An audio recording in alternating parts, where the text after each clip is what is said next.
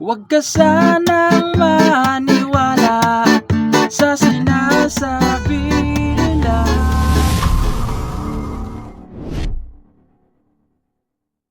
Hello mga ka-idol! So ngayon meron na naman akong ituturo sa inyong magandang kanta. So yung title pala nito ay yung Pexman by Shackle. So dito sa tutorial natin is gagawin natin siyang reggae version. Okay, so make sure lang mga ka-idol na natapusin nyo itong video kasi mamaya doon sa part ng chorus sa pinakadulo may gagawin tayong isang reggae lang. Okay, doon lang naman yung sa dulo kaya hindi na lang natin ilalagay dyan yung reggae pattern nung sa dulo na. Okay, so yung reggae pattern muna natin is ganito lang. So, bass, down, top, down. Okay, yung bass nyo mga kaidol, kailangan may tunog ganon. Okay, ganyan. Tapos, tsaka na top, down, ulit. Bass, down, top, down. Ganon siya. Okay? Okay, so ganon siya, no? So, ulitin ko. Parang nalito ako. So, ulitin ko. Bass, nakasaming string bass, strum down, top sa string, strum down. Okay? Kada chords, dalawang beses nyong gagawin yung reggae pattern na yan. Okay? Kada chords, 2 times nyong gagawin. So, ganito siya pag nasa normal speed. 1, 2, tsaka nalilipat. Okay? So, ulitin ko lang, make sure na tapusin nyo kasi mamaya sa dulo is may chords doon na mayroong mga number. So, doon ko na lang ipapaliwanag para hindi kayo malito. Okay? So, ngayon, proceed na lang tayo sa kanyang whole verse. So, yung whole verse natin dyan is G. Ayan. So, yung G, nasa 3rd fret yung bar. Sa kanyang 4th fret, 3rd string. Sa kanyang 5th fret, 5th, tsaka 4th string. Ayan yung G. sorry. G na gagamitin natin. Tapos pupunta tayo ng B minor. So, ito yung B minor na gagamitin natin. So, pwede naman yung dito. Pero mas prepared ko yung dito. Mas maganda siya.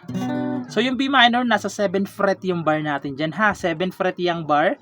Sa kanyang 8, 9, sa 9th fret, 5th, tsaka 4th string lang. Okay, ayan yung B minor na gagamitin natin. Tapos, pupunta kayo ng A minor.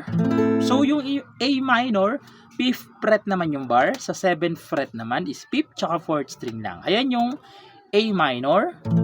Tapos, pupunta kayo ng D.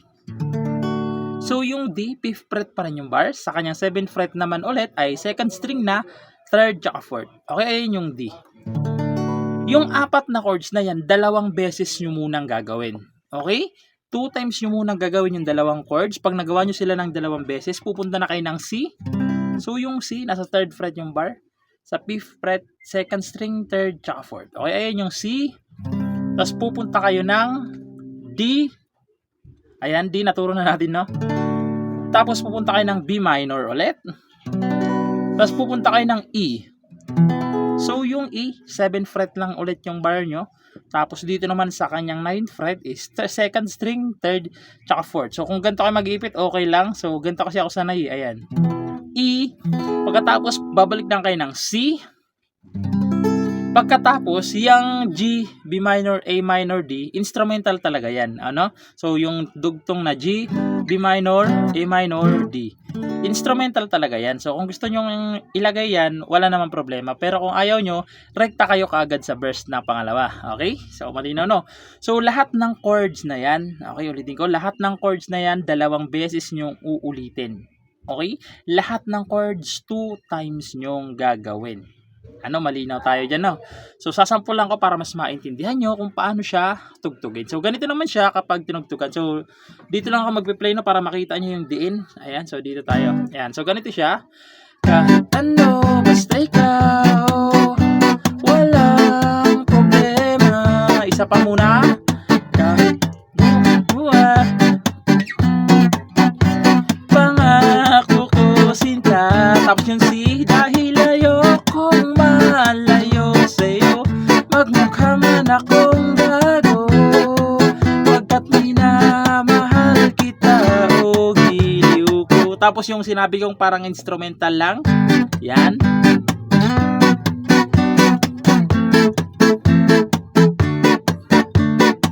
Okay?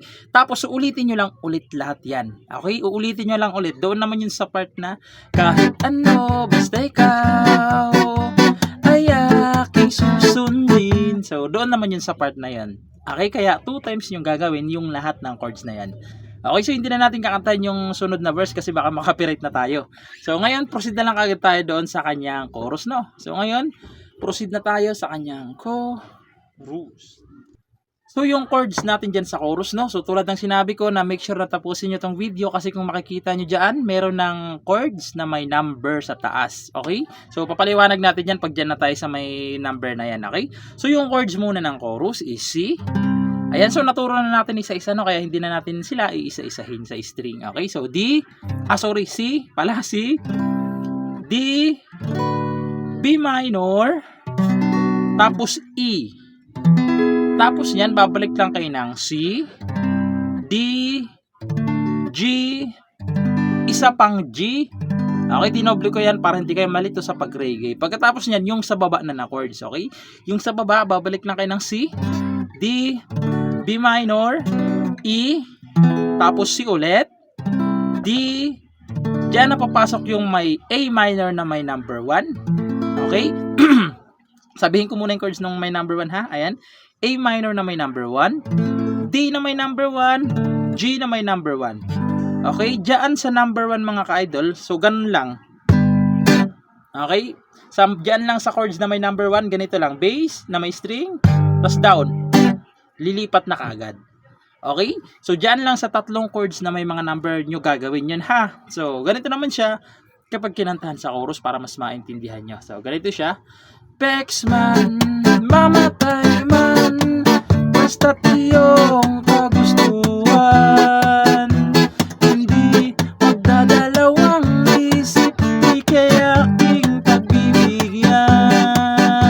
Baba, oras ko, iuukol lamang sa'yo.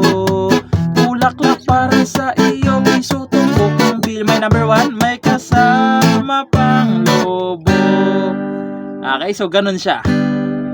So yun lang naman. Sana naintindihan nyo tong tutorial natin at nagustuhan nyo. Syempre, good luck sa bago nyong matututunan.